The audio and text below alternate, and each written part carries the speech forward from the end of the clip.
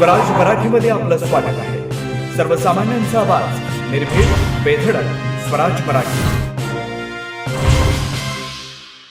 जत तालुक्यातील गावठाण city survey नियमबाह्य व बेकायदेशीर ड्रोनच्या साह्यानं मोजणी केलेल्या आणि बांधकाम कामगार पाल्यांची शिष्यवृत्ती अनधिकृतपणे थांबवलेल्या तातडीने आपल्या स्तरावरून चौकशी करण्याचे, संबंधित भ्रष्ट अधिकाऱ्यांवर कारवाई करण्याचे आदेश होण्याबाबत आम्हास न्याय मिळण्याबाबत भूमी उपाधीक्षक जत यांनी दिनांक 13/9/2024 व दिनांक रोजी भूमी अभिलेख कार्यालय सांगली, जिल्हाधिकारी कार्यालय सांगली, सहाय्यक निबंध कार्यालय, कामगार कार्यालय सांगली यांना दिनांक 13/9/2024 रोजी दिलेल्या अर्जाचा अन्वयी या सर्व जत तालुक्यातील बिरनाळ, मेंढेगिरी सर्व गावठाण सिटी सर्वे नियमबाह्य व बेकायदेशीर केलेल्या संबंधित अधिकारी यांच्या सजावट खाती नियम CIT मार्फत चौकशी करण्याचे आदेश देण्यात यावेत.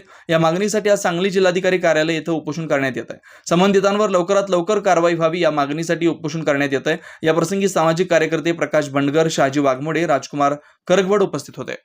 गावठाण सिटी सर्वे झालेला आहे सर, यामध्ये बऱ्याच त्रुटी आहेत. गावठाण सिटी सर्वेमध्ये त्यांची अपराधपर झालेली आहे सर, कारण एखादी मालमत्ता आहे, त्यांच्या मालमत्ताधारकांच्या मालमत्ता पण नाही. काही मालमत्ताधारकांच्या फॉर एक्झाम्पल 10x10 असेल ते 100x100 लावले, पण धार्मिक स्थळं असणारे त्यांच्या नोंदी नाही, ती किरायत्याच्या नावे नोंदी केली. त्यानंतर जे आपले रस्ते पाहिजे त्या रस्त्यांची नोंदी नाही. गावठाण सिटी सर्वे केलं तर हद्द कायम करणे पहिला नोंदणी करायला पाहिजे, पण हद्द कायम केलेली कुठेही दिसून येत नाही.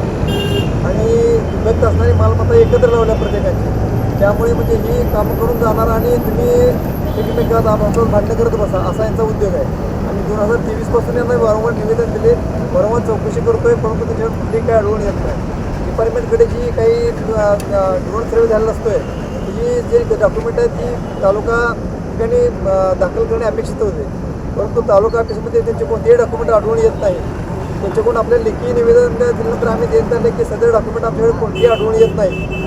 वरिष्ठाकडे चौकशी केला, ते इथून कॉल केल्यानंतर डॉक्युमेंट सगळे फॉरवर्ड करतात तालुक्याला, आणि तालुक्यात विचारलं का ते म्हणतात आमच्याकडे नाही. म्हणजे फक्त तू रड मी हसतो असा यांचा प्रकार चालू आहे. आम्ही आता 2 वर्ष झालं तर पाठपुरावा करतो, पण आम्हाला अपेक्षित असं त्यांचं कुठलंही उत्तर नाही. त्यामुळे आता आम्हाला उपोषण आम्ही इथं करण्याचं निश्चित केलं.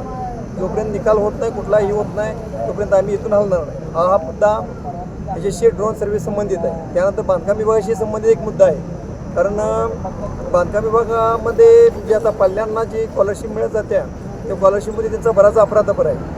कारण जी आता कॉम्प्युटर सायन्स ही पदवी त्यामध्ये समाविष्ट असताना त्या कारणाकडून आम्हाला लिखी देण्यात आलं की ती सदर महामंडळाकडे आमची पदवी येत नाही.